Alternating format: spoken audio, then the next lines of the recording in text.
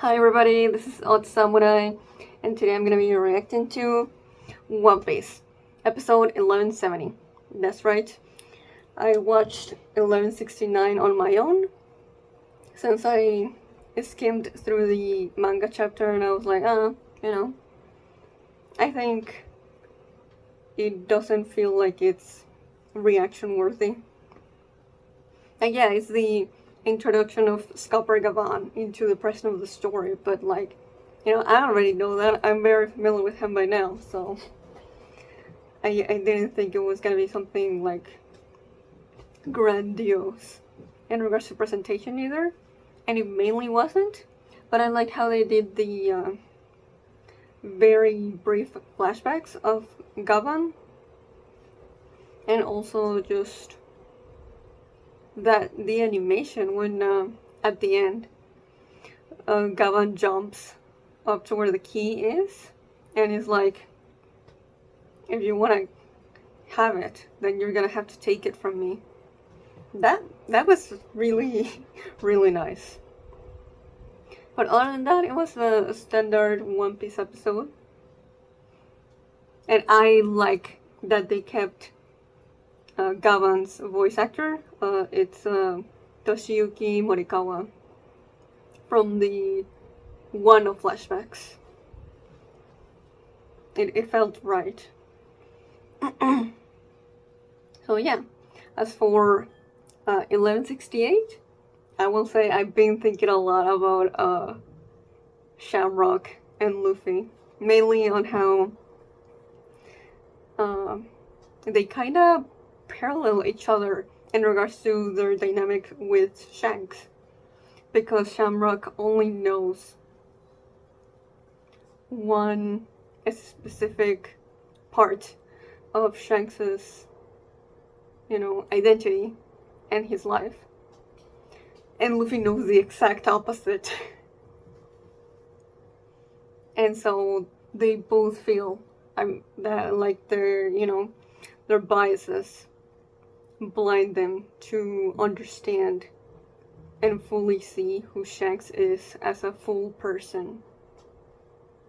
For Shamrock is, the happy, kind side of him that is blessed to have the found family that he got. And for Luffy is, that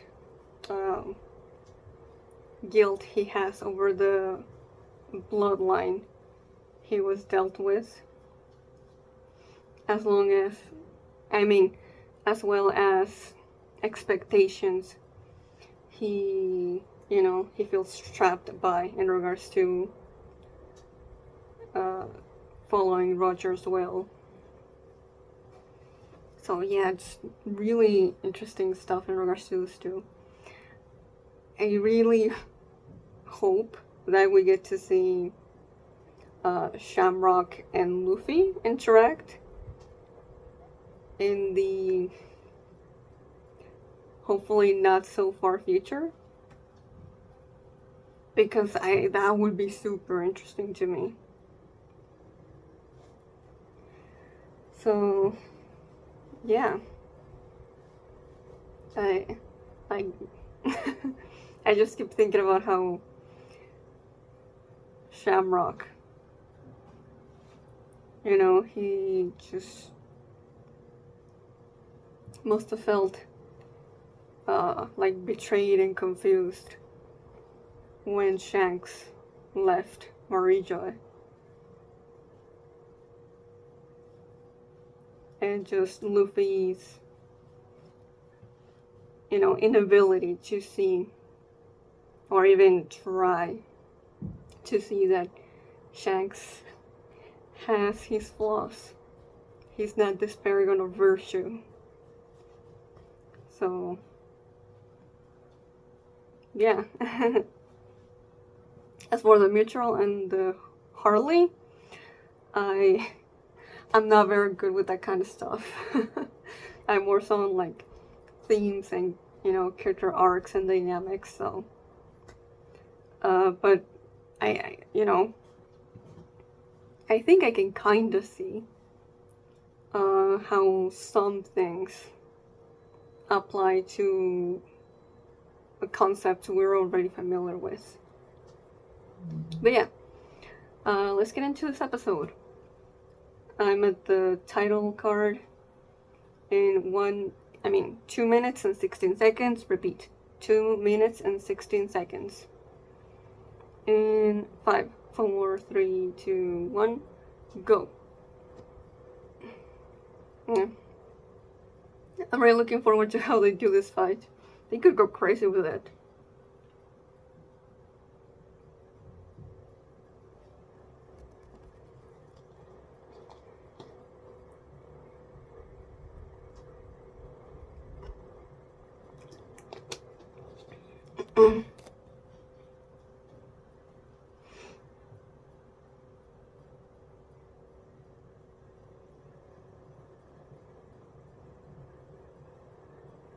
Right.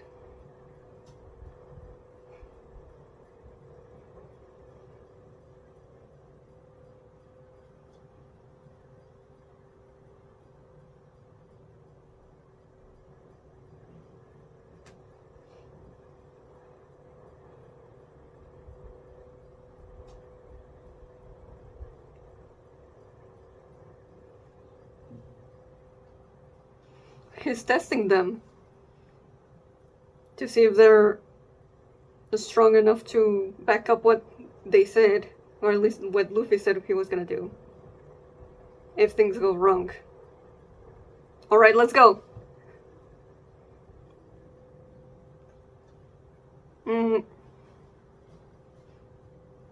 Yeah, he's remembering that.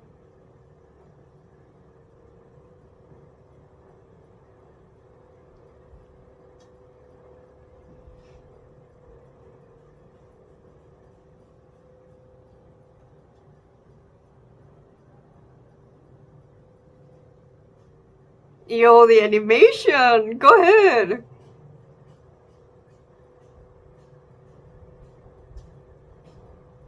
Oh.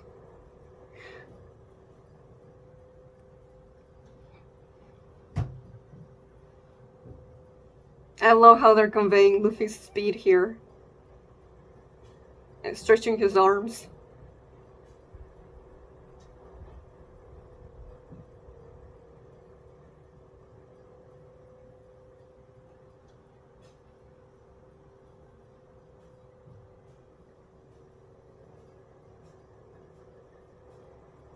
I do like that Luffy tried to talk it out before it actually turned into a fight.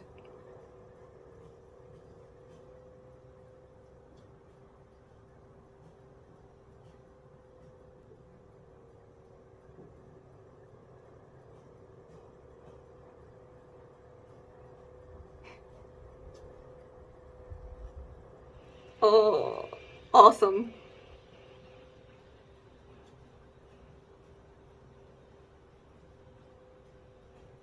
Okay.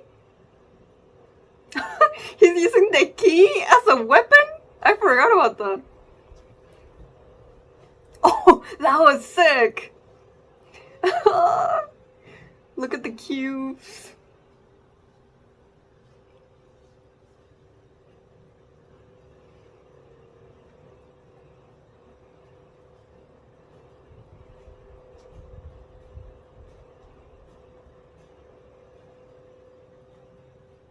And he used hockey on the freaking key.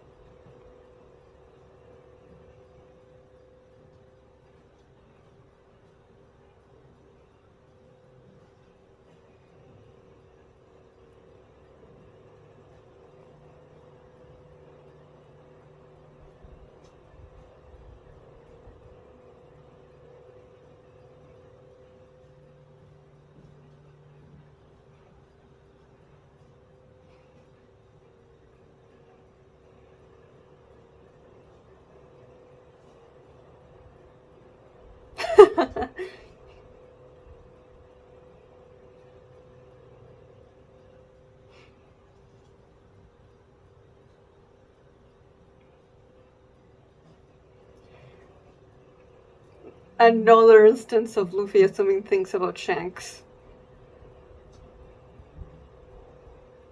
And just acting like everything he knows about Shanks, it's all that Shanks is. Oh. He got him good. This animation looks a little like Naoto Shishida's, but I'm not sure if that's his. Oh, I don't remember this panel.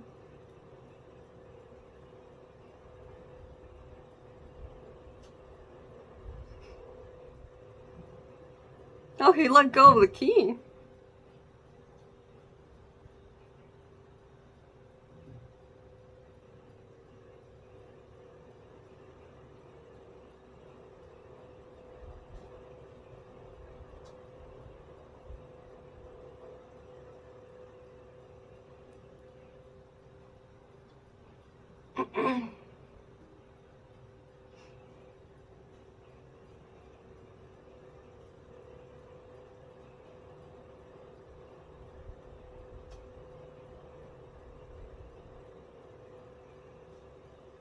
Man, they're really going all in for this short fight. I do not mind though. In fact, I'm very pleased.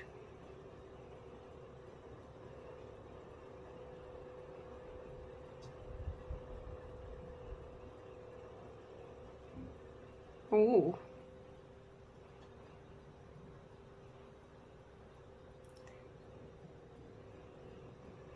Oh, go ahead, Zoro! Protect your captain. Yo, Luffy's expressions there. I really like how expressive they are.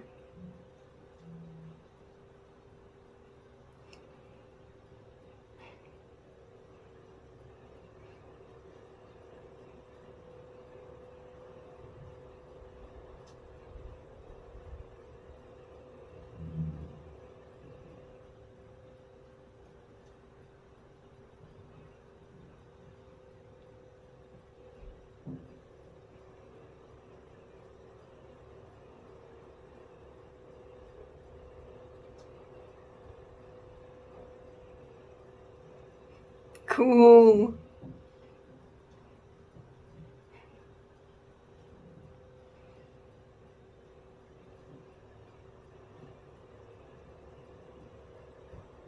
Damn, got Zoro sweating.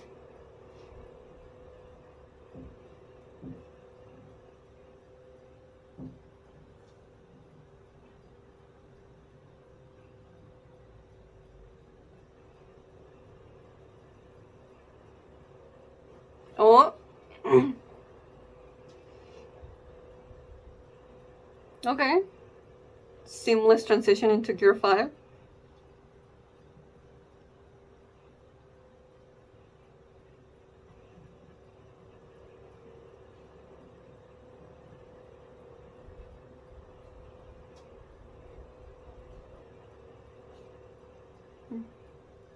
This is so good.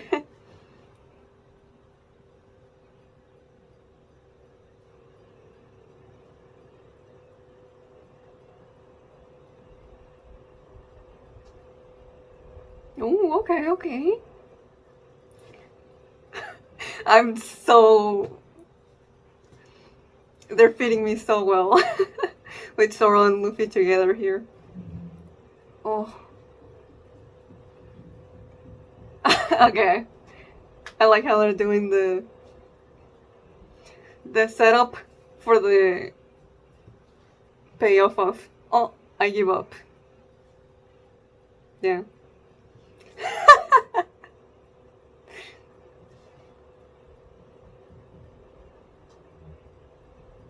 God, I love them.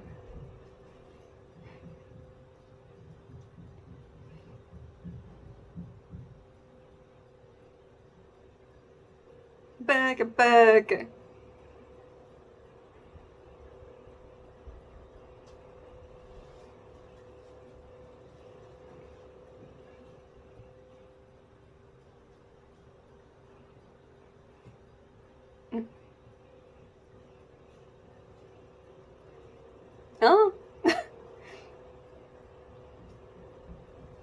But then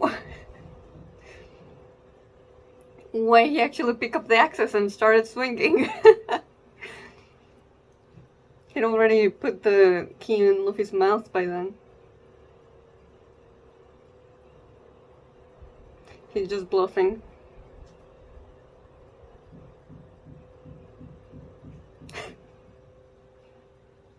They're so in sync.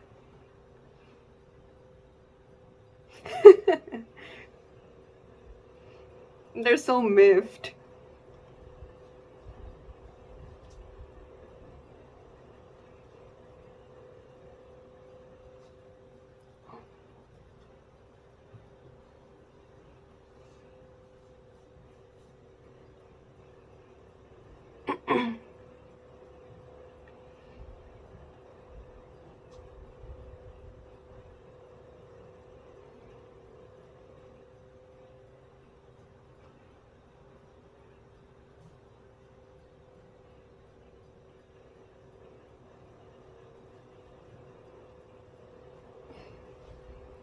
Yo, Shanks makes me so emotional now.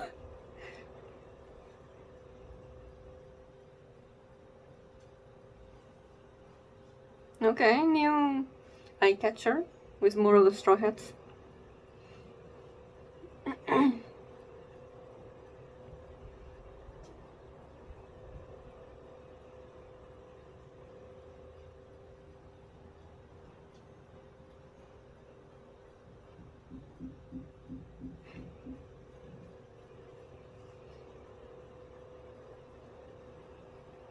Ooh, okay. Random Sakuga with this first person POV.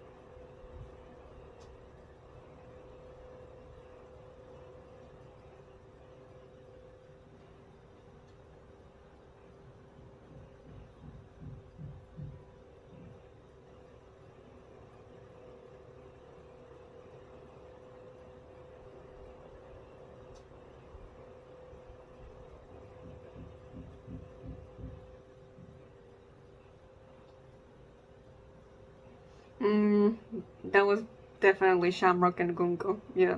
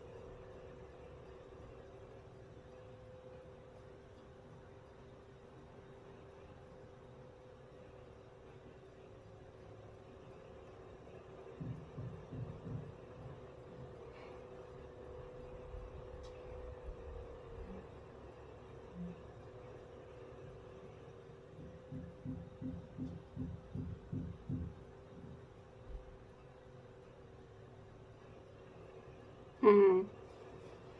The summoning with the Abyss summoning circles are always cool.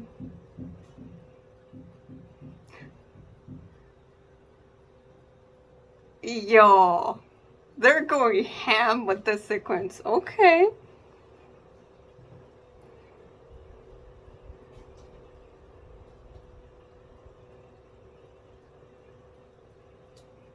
Love the way that the smoke and the lightning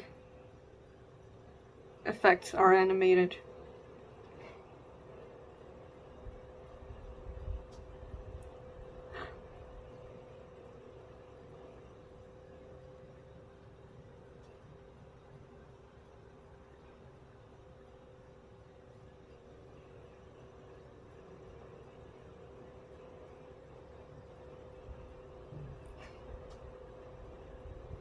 I really like how they're doing that.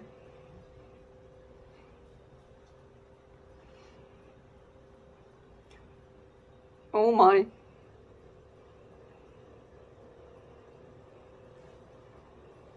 There's Sommers. Does he not realize that he's already here? He just kept on talking.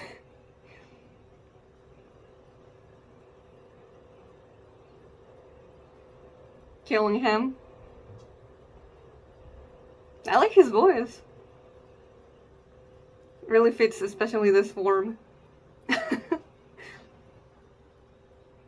I really like their interactions together.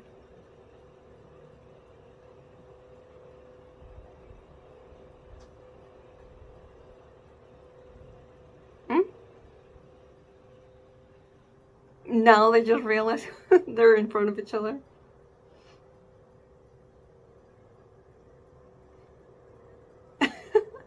This guy.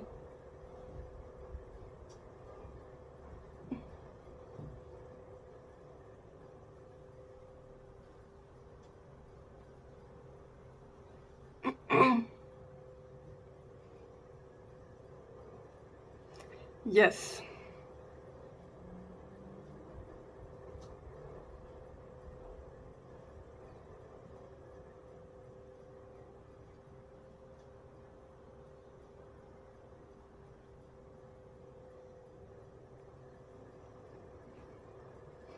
Killingham was already though.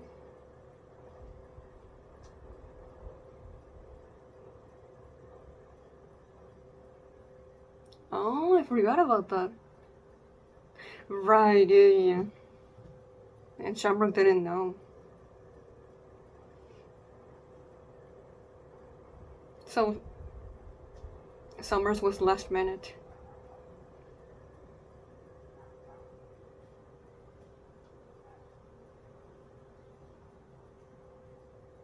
He changed the glasses to cooler ones.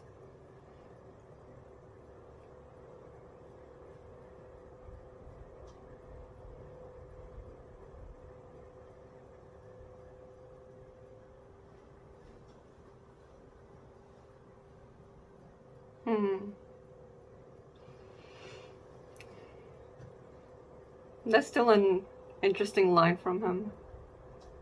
Paying respects to Harold. Now that I know more, that feels more sarcastic.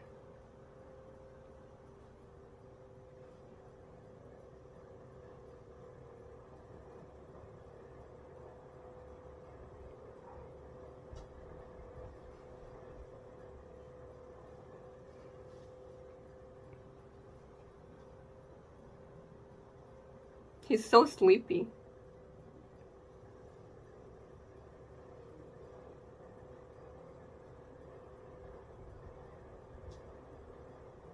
I wonder if it has to do with his fruit or if he was just sleep deprived.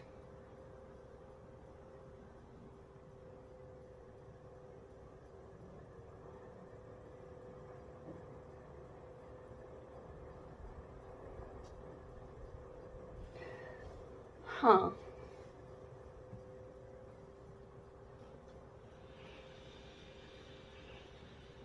Of all the ways to phrase it, he chose make a game out of it.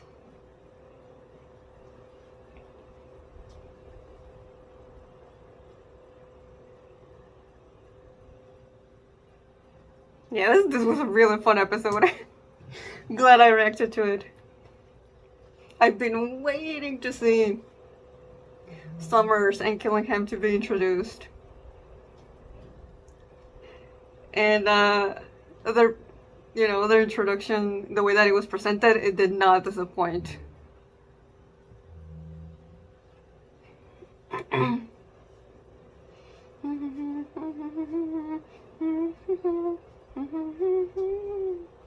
逆風に乗っかって間違った空想を風咲いて運命の裂け目にがしかも誰もがそうやって命がけの現実を重ねているんだが暇もないほど騒がしい明日が来るその未来はほら俺のもんだよ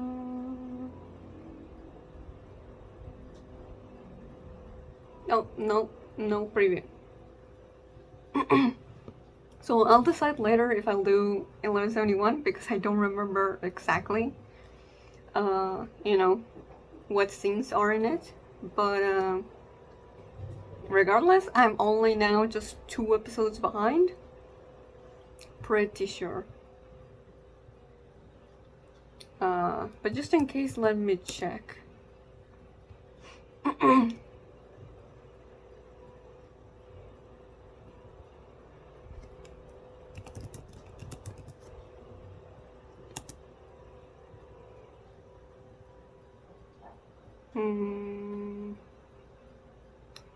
Oh, okay.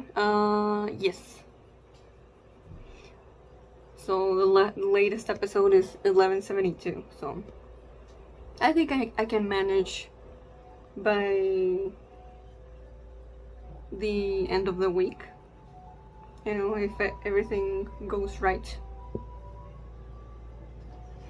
And then I'll just, you know, start uploading them hopefully next week to YouTube. So, okay. Yo, Luffy versus Gaban was so cool. And yeah, it's neat that Luffy only tries to take the key from Gaban without actually hitting him at first.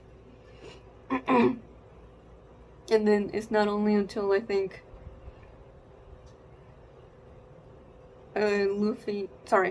Gavan just really getting that key inside of Luffy's mouth that Luffy starts to actually take aggressive action. Though to be fair, Yasan also grabbed his axes and just started doing flying slashes towards him. And that's when Zoro stepped in.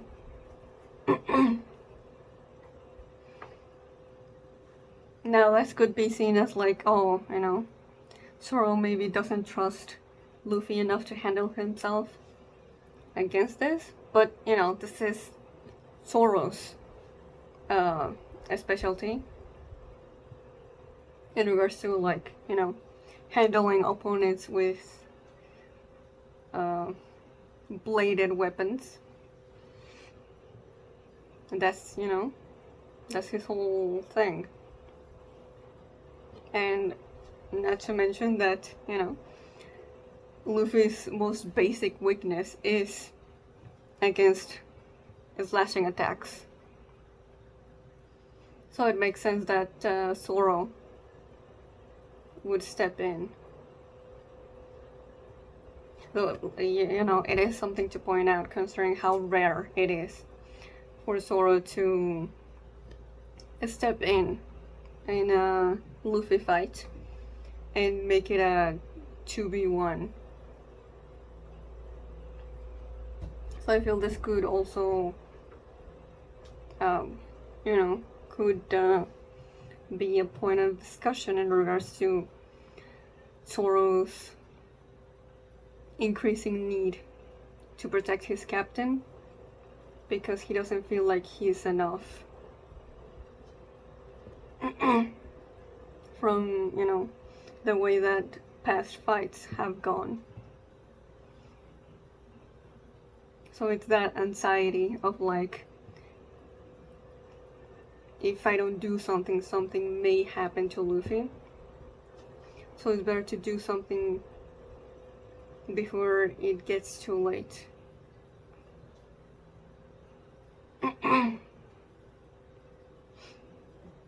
It's both for himself and for Luffy. But yeah, I really do love that Luffy, he didn't do something like, "What are you doing, Zoro? This is my fight," or something like that.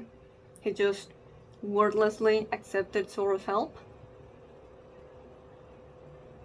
and was more than fine with fighting alongside Zoro. Yeah, he straight up says, "Let's do it, Zoro," after he goes Gear 5. And of course Zoro's just like, "Yeah, of course." Yeah, I love how Gear 5 Luffy and Zoro look side by side. And I don't just say it because I ship them. But it's just, the whole sun god, this, beacon of light that brings people freedom, and then that contrasted with Zoro, who, is basically the king of hell.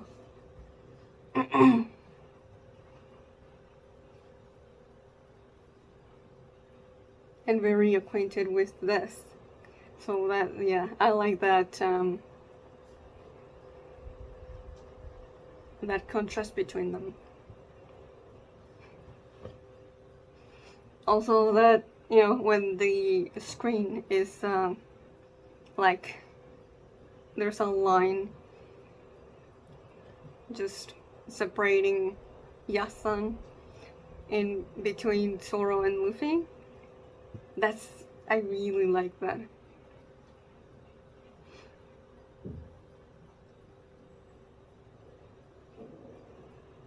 Same with having Zoro and Luffy, their faces very scrunched together, as Luffy says, "Brace yourself."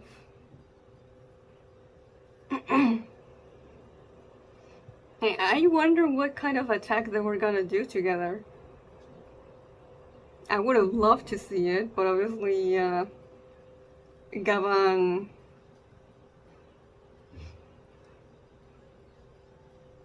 giving up just put a short stop to it. And yeah, I said like, oh, he was bluffing in regards to like, "Oh, you already got the key yet? I wasn't gonna do anything." And I don't think that's the case. I think it was seeing Luffy in Gear 5. Since I'm pretty sure Yasan knows about Nika because of how long he's lived on Elbaf. That he was able to, something with internally clicked for Gaban. And so he was like, okay, seeing that, I'm going to trust this guy.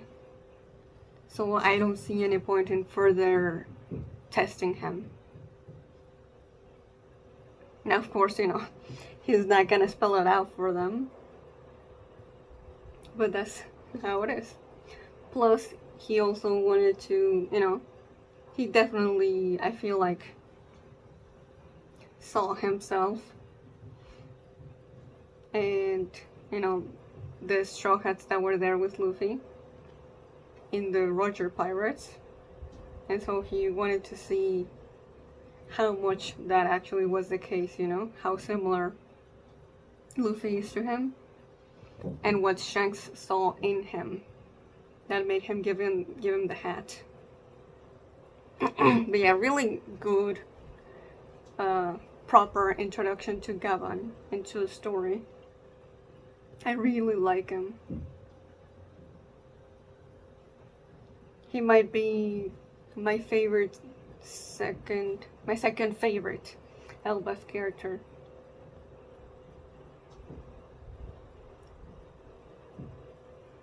But yeah, the way that both Zoro and Luffy get so annoyed with him, I love them. They really share the one brain cell.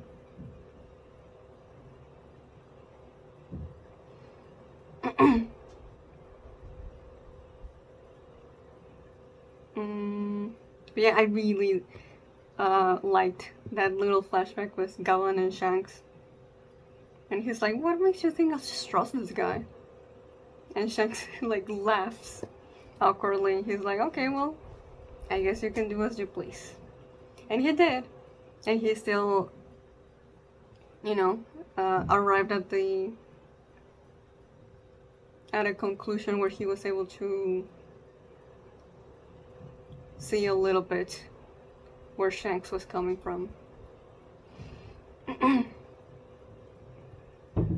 yeah, animation, great.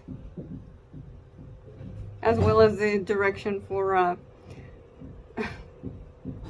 that last moment where Luffy and Zoro were about to, go up against Gaban together. Then we got Shamrock telling Gunko to summon someone else to do the children kidnapping.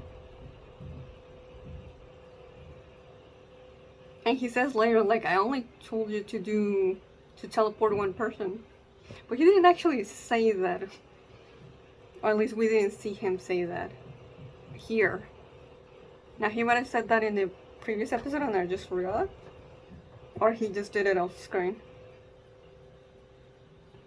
But okay, I completely forgot that the plan was only to bring, I assume, Killingham. Since Shamrock wasn't aware what the hell is happening in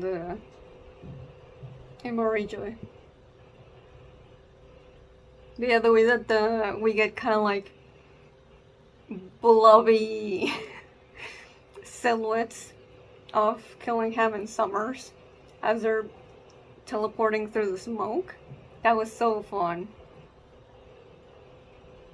Also, I recognized Sommers VA. I think his name is something like Hiro Yastomo? I'm not sure about the first name, but, the first name I said. But he's the voice of Chad in Bleach. And Bjorn from Villain Saga. And various others. But those were, those are the characters that I think of first when I hear his voice. And yeah, I wasn't expecting that type of voice for Sommers. But it's kind of hard to explain what kind of voice I envision him as. But that's not to say that I don't like it. Like I said, it's just different. I didn't expect it to be this deep.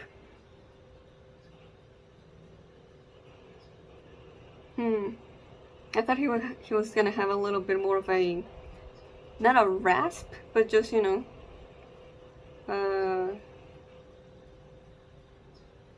just a bit of a higher pitched sound to him that would denote a little bit more, his age. But I'm on board with this direction. I don't think I recognize Killingham's VA, so I will check that later. But it really fits him. Especially the attitude that he has when he's in full form of his devil fruit? Question mark? But yeah, it's still very interesting that he's the only Holy Knight in Elbaf with the bubble helmet. I guess he's more of a, I mean, obviously they're all uppity. But yeah, even the Gorosei, they didn't have the, you know, the bubble helmets.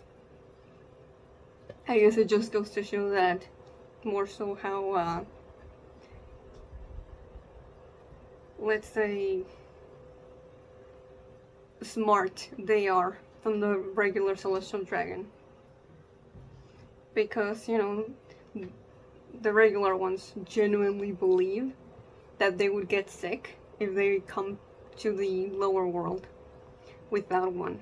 But Holy Knights are just like, no, that's not true.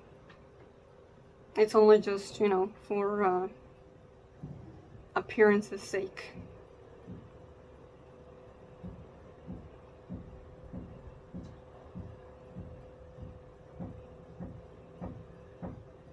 They don't really feel like they need to denote their higher status with the bubble helmet for the most part.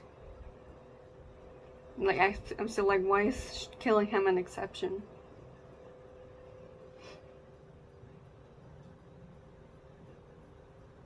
Also, Gunko blushing because of Sommers' state of lack of clothing.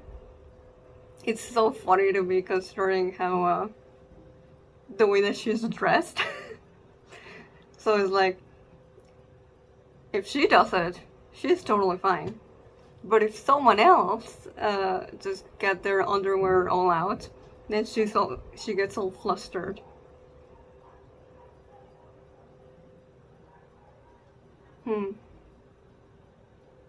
Also, since, you know, Sommers is the only one with the least bit of clothes when he's introduced, we can see tattoos on his arm.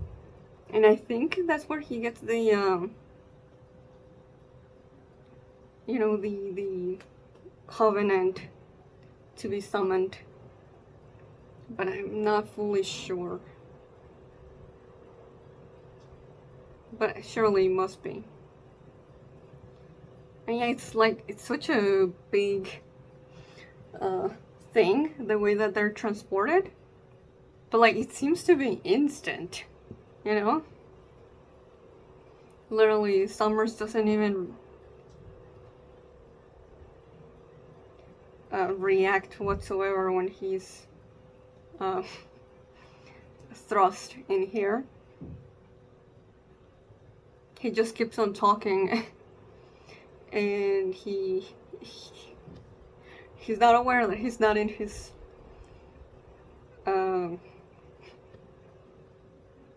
living room until both him and Killingham really see each other. But yeah, he says, "I hate getting old." That should have clued me in that,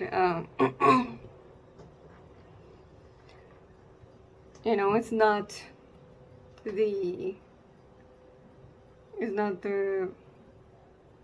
rule for Holy Knights to be given, you know, for their age to be frozen.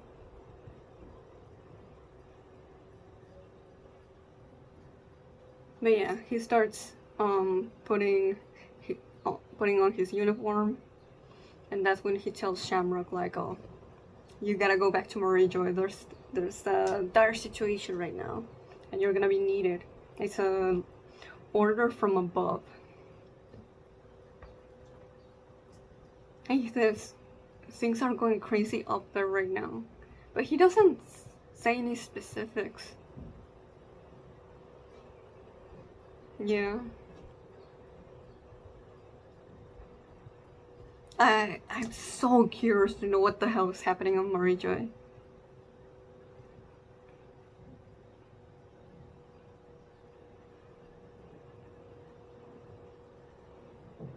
but we're probably gonna have to wait till the end of the arc.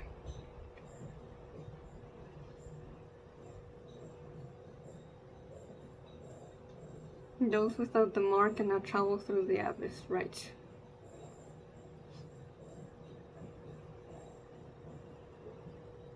Yeah, considering your powers, make a game out of it. Which, I don't get the game sense out of it, but clearly Celestial Dragons have different ideas of what a game is. So yeah, I'm gonna leave it here. So if you enjoyed this, please like and subscribe. Till next time, see ya.